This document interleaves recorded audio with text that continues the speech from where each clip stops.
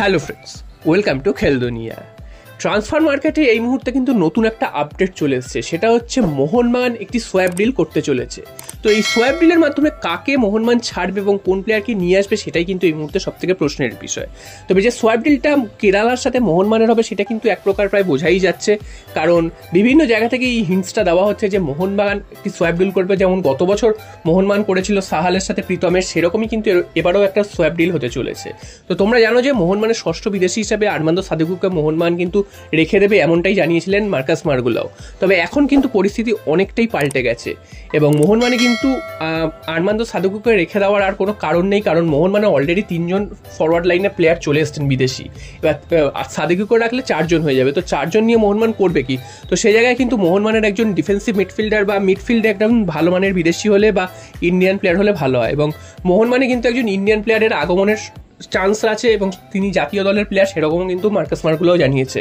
তো এই দুয়েই 4 হচ্ছে, অর্থাৎ আরমান্দো সাদিকুকে সোয়াপ ডিলে হয়তো কেরালায় পাঠানো হবে এবং কেরালা থেকে কোনো একজন ভারতীয় জাতীয় দলের প্লেয়ার তাকে কিন্তু নিয়ে আসা হবে। এবার ভারতের জাতীয় দলের প্লেয়ার কে সেটা নিয়ে এই মুহূর্তে সবথেকে প্রশ্নচিহ্ন।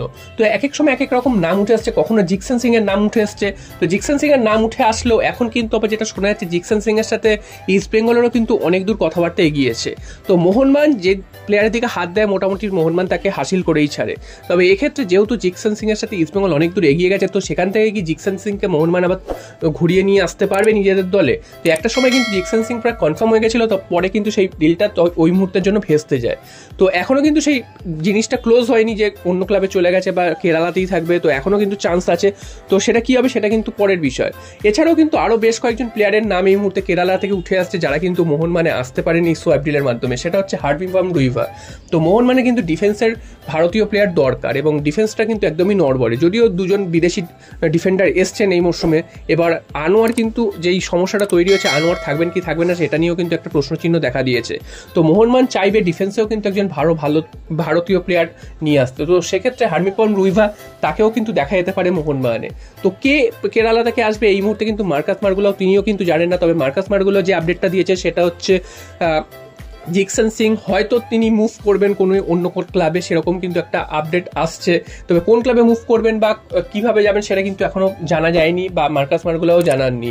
এই মুহূর্তে এই পরিস্থিতিটা কিন্তু সব থেকে ঘেঁটে রয়েছে এবং কি হবে কোন দিকে যাবে সেটা কিন্তু কেউই বুঝতে পারছে না।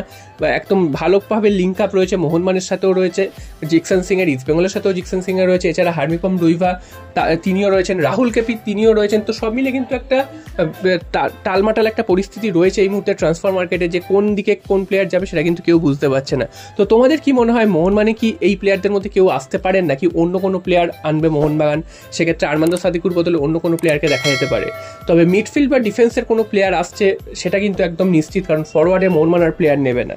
তো মিডফিল্ডে এলে মোহনবাগানের কিন্তু অনেকটাই সুবিধা হবে, কারণ মিডফিল্ডে বা একজন বিদেশি প্লেয়ারের দরকার। বিদেশি প্লেয়ার তো এই মুহূর্তে মোহনবাগান কী করবে সেটা বোঝা যাচ্ছে না। তবে যদি ভারতীয় প্লেয়ার আসে, ভারতীয় প্লেয়ার হলেও ভালো হয় এবং ডিফেন্সেও কিন্তু মোহনবাগানের একজন ভারতীয় প্লেয়ার লাগবে যিনি কিনা ব্যাকআপ হিসাবে কাজ করবে। তো দেখা যাক শেষ পর্যন্ত কোন প্লেয়ারকে মোহনবাগান সই করে।